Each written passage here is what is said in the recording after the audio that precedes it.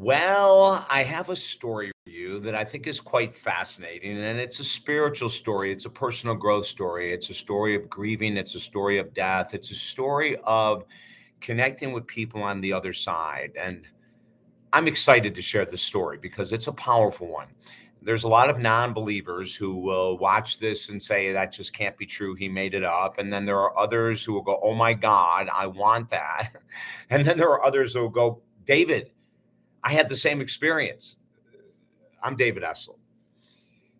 I want to share this because I think there's so much about the world of grieving and the afterlife that we're very confused about. I know that it took my mom dying to have an experience like this to share with the world. And I hope it's going to give people a sense of peace and a sense of connection with their loved ones who have passed on, or maybe you have someone right now that is preparing to pass on, and you can start to think about your connection with them. If you've had a negative connection with your mom or dad or someone close to you who's dying, I don't know if this is going to be as relevant as for people that have had a decent or a good connection with someone who's passed on. But I want to tell you the story. So 43 years ago now, I started in the world of personal growth. And over those years, I've been a counselor, a master life coach, a minister, a pastor of a church. I've done a lot of different things. I've always believed in the afterlife. I've always believed that there's something more. I'm not necessarily a believer in the fact that there's heaven and hell and purgatory and all that. I don't know, to be quite honest. Even as a pastor and minister, I'm not sure. But I do believe in the afterlife. And I want to share this story right now. My mom died January 2015 or 2025, 2021. So it was just a year ago, a year and a month ago. And it was a very difficult time for all of us in my family. My brother, my sister, and my father was alive at that time as well. He just passed about a month ago. And the last 2 years of my mom's life was extremely difficult. She suffered from dementia so severely that it wasn't the woman that we've known. She was this incredibly gentle soul. And even as a very difficult child and an extremely difficult teenager, my mom never gave up on me. And over the years, she became, without a doubt, you can tell I'm going to get emotional here, even though it's been a year now, my greatest support, my greatest fan that I've ever known in my life. And no one could ever replace her. No one could ever be her. No one could ever touch me the way she touched me. So the last couple of years, seeing her in this horrendous condition was very difficult. And then her passing was very difficult.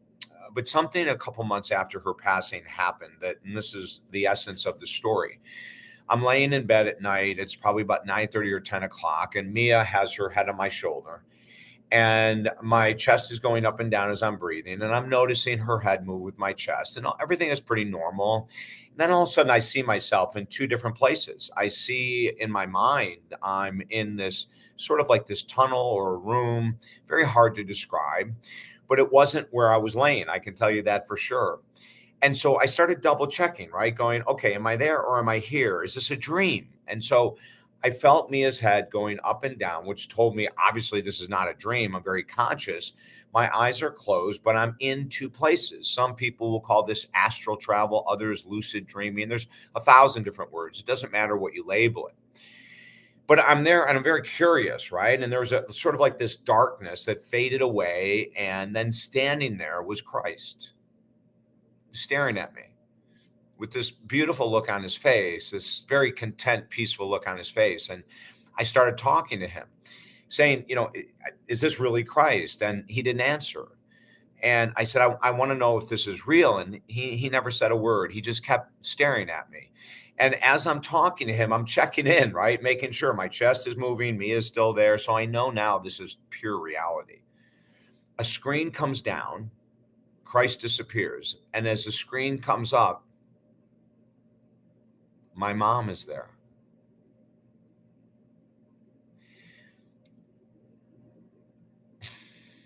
I had suffered so much in grieving. I missed her so deeply. I missed her wildly. She was visiting as cardinals and other birds, and Mia and I were doing all kinds of communicating with her. And there she is standing in front of me, looking beautiful, probably looking 30 years younger. And she said, "Oh, David."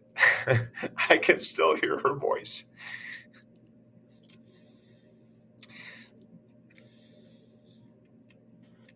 She was always so gentle with me.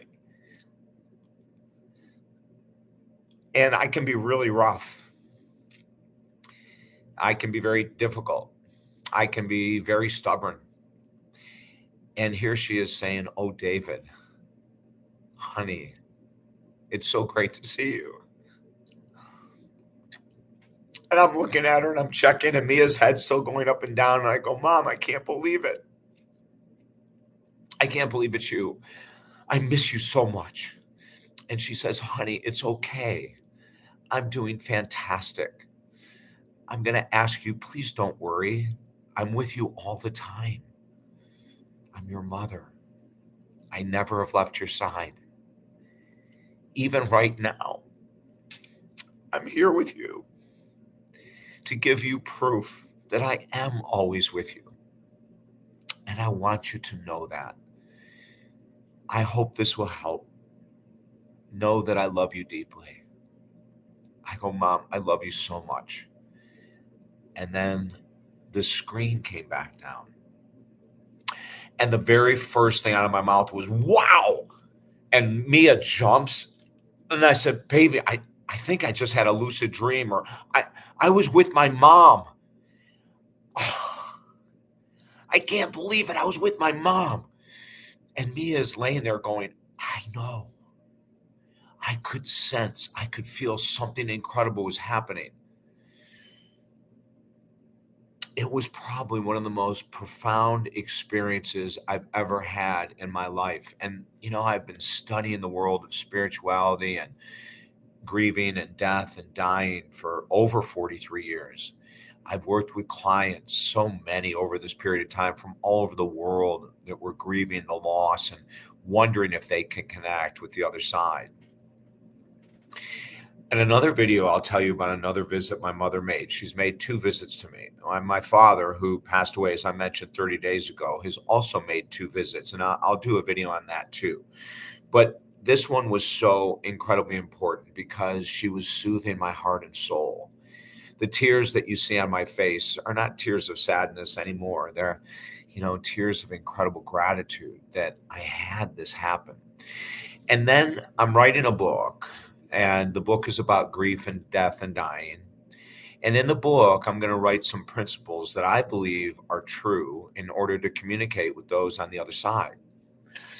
I don't believe that there's a certain period of time that they're with us and then they don't communicate anymore. My mom communicates with Mia and myself regularly, and so does my dad. I mean, it's incredible. Not in this kind of communication vision that I'm talking about. That's happened twice with my mom and twice with my dad.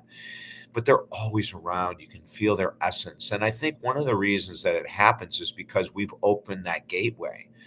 We built my mom a garden, specifically beautiful garden with Archangel Gabriel in it and St. Francis. My mother was a massive fan of animals and nature and the homeless. And she was just an incredible Mother Teresa.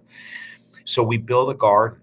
And I believe that's one of the reasons why my mom visited me. And I write to my mom in a journal every night almost. Again, I'm asking her, and I want this to be a really important point. When Mia and I built the garden, I did it in one day. I dug this huge garden, and I think it was the day before Christmas. And I remember saying, we're just going to continue doing things to invite mom with us. This was before my dad died. And we're just going to keep talking to her. And we're going to look out for signs with hawks and blue jays and cardinals and nightingales and sparrows. And if you Google the meaning of spiritual messengers, it'll blow your mind if you don't know it already. I would advise to Google it. And then the other thing is, if you're interested in connecting with the other side, create a pathway, a gateway. Write letters in a journal, maybe make an internal or an external garden. It can just be something simple. Every day I go out and we have a lot of tropical plants and flowers, and I bring in 3 flowers, usually hibiscuses, every morning. I don't think I've missed a morning. And I put a hibiscus next to my mom's photo. I put a hibiscus flower now next to my dad's photo. and I leave one outside of the bedroom door every morning for Mia. I get up very early and I go out into the courtyard for 2 or 2.5 hours and do my spiritual work. And I connect with the still small voice inside. And oftentimes that still small voice is from my mother or father. And I can tell, I can just feel their energy. Mia has created an incredible connection with my mother, but an even bigger one with my father, which I'll talk about in another video. But this one was important to share today.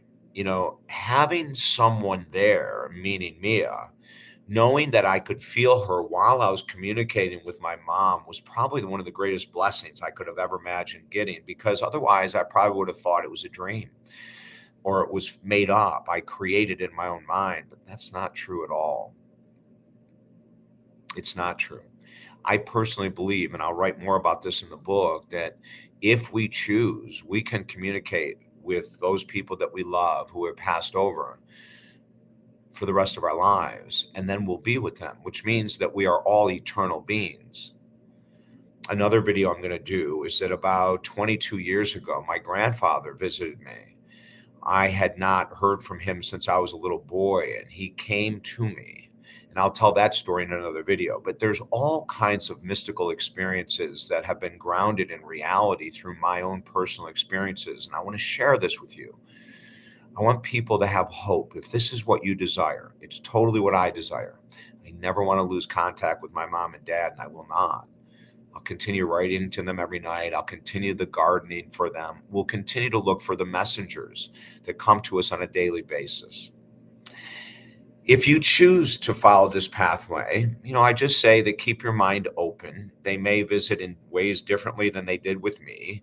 I don't know all the answers by any means, and maybe it won't work. Maybe it will. I don't know for sure, but I do know that it's worth the effort. My website is talkdavid.com. I'm David Essel. I don't even know if I mentioned all the things I do, but anyway, it doesn't really matter. I'm an author and more. You can visit the website talkdavid.com. And at the website, if you want, we created a program for free. It's an online healing program called Helping Americans Heal. We're giving away 500,000 memberships.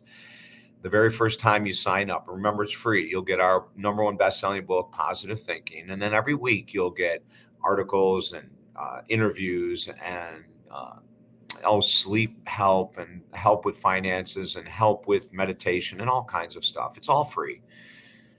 Helping Americans Heal at talkdavid.com. I'm David Essel. Have a beautiful day.